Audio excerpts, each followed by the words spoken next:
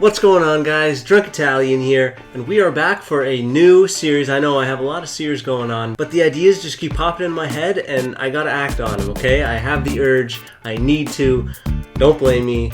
Here we go. The purpose of the show is just basically to talk about everything related to NHL, the NHL series, and also we'll tie in some things that happen in the real NHL as well. I just want to bring the entire community together, whether it be things that happen on Twitter, funny things that happen on YouTube, on Twitch, on Reddit, just anything that happens or anything unrelated. As you'll see in this video, I'm going to talk about a couple new things as well. So the first story I want to talk to you guys about relates to the NHL Hut subreddit, okay? So if you guys haven't been on that, I would highly recommend you guys go check out the subreddit.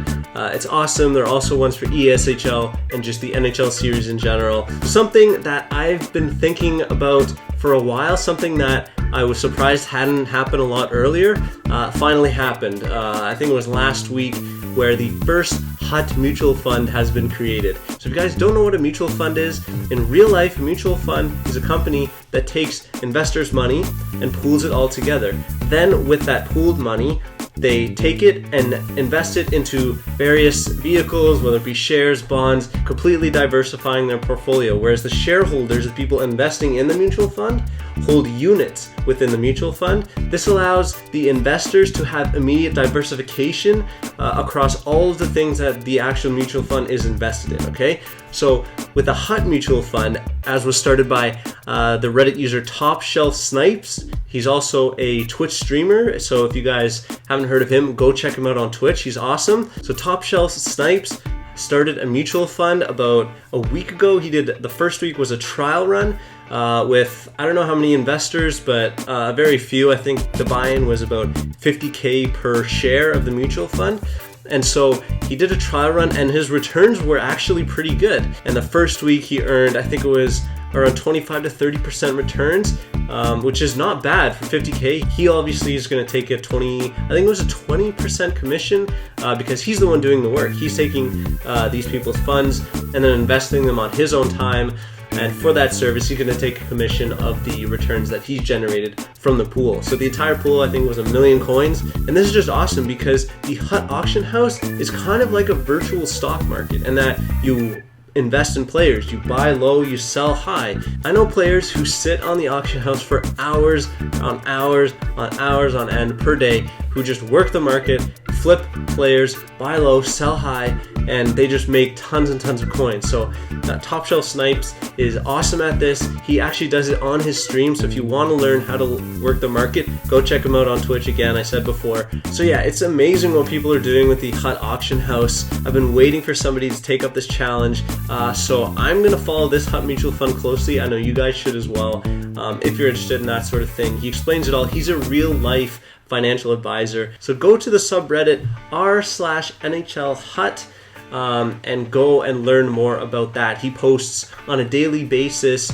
updating you guys on the progress of his mutual fund. So stay on top of this Hut mutual fund if you're interested. I'll leave a link in the description. Go check it out. Anyways, that takes care of that. We are moving on to the next story. So the next story is about Upper Deck, the hockey trading card manufacturer. And so recently, about 4 or 5 days ago, they recently released an article. I think they were pilot testing it at the All-Star Game festivities, that they have released e-packs, okay? So that's basically digital versions of their tradable hockey cards. So we all know that you can open real packs, pay money, open real packs, collect them. I've got a stack right here. I've got a whole bunch. I love doing it, but now they've moved into the digital space, and it's basically kind of like a subscription model. So what it is you can sign up, and I'll leave the link again in the description. All the links for everything I talk about is in the description, and basically you can sign up and you will get a free pack every day consisting of 3 players. Most of these cards are only eligible to be digital. However, if you pull special edition cards, like ones with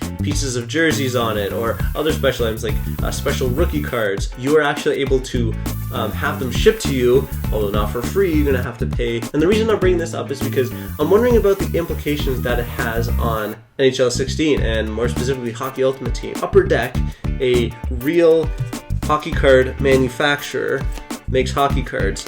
They are moving into the digital space, okay? So I'm wondering First of all, will they compete with EA Sports Hockey Ultimate Team? If they value collecting rare trading cards in real life, maybe they'll forego the money that they would have spent on hut packs and instead spend them on these other digital packs that Upper Deck has released. So my question to you guys, do you think EA will ever take their digital Hockey Ultimate Team cards and start mass producing them so we can have physical copies of Hockey Ultimate Team cards that we have in the game? And my idea for this was basically EA would either produce it themselves or partner with somebody like Upper Deck to produce them for them. They'll look exactly like the cards that are in Hockey Ultimate Team.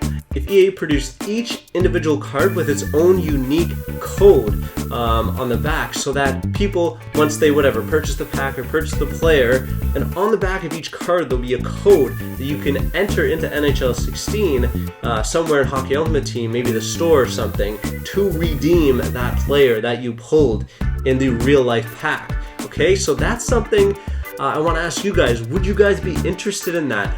Do you think EA will do it? Obviously it'll make them more money, but at the same time, they will now have to compete directly with these Upper Deck e-packs, and maybe they'll have to price them lower to compete, because we all know that Upper Deck doesn't sell single packs for like $40 Canadian. So let me know what you guys think about that in the comment section below. Do you think EA will do that? Do you think it's a good idea for EA to do that? And would you buy those packs? And now we're going to turn to the last topic of the day. Connor McDavid is back. I know, I don't think any of you guys knew about this. It's huge news. I have barely seen anything on Twitter. Nobody's talking about it.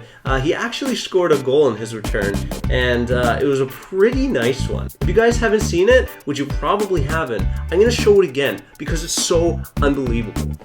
Here is McDavid. McDavid trying to split the defense. McDavid, what a play! What a goal!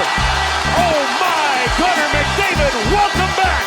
I mean, the kid just got back from a clavicle injury, similar to Patrick Kane last year when he was injured before the playoffs, and we all know how that turned out. They won the Stanley Cup. So pretty cool parallels there. But one thing that this goal reminds me of, it's very Mario Lemieux-esque. So a lot of you are young kids. I don't know if you guys have seen the goal that Mario Lemieux scored against the Minnesota North Stars years and years back, but here's a clip. I'm going to put them side by side to show you how similar they are. Here's Lemieux.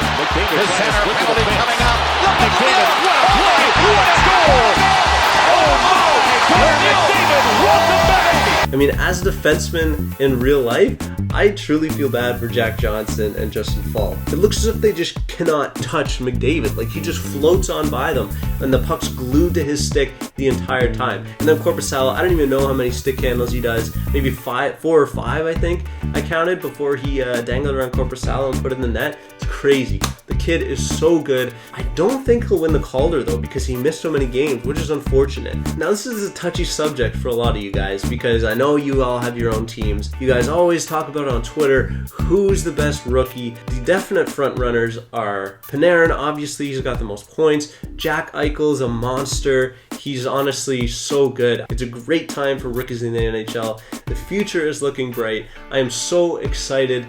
I'm so excited for the playoff run. Will the Oilers make the playoffs? Now that McDavid's back, reunited with Eberle, he looked really good. He's the only rookie that's on a point per game pace. Anyways, guys, thanks for watching. If you're new to the channel, be sure to hit that subscribe button. If you like what you see, stay tuned for more news, new tips and tricks, original series, and just everything NHL 16. And as always, guys, I'll see you in the next one.